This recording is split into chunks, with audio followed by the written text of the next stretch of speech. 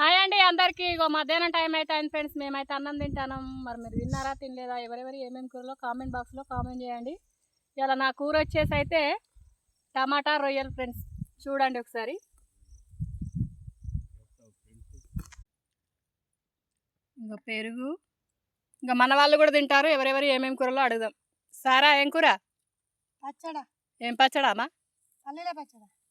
ప్రస్తుతనే రజిత కోడిగుడ్డులు కదా.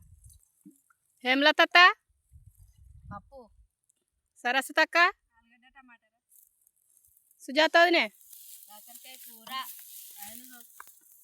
ఉమత్త చేపల కూర. చేపల కూర. సారేమో ఏం కూర?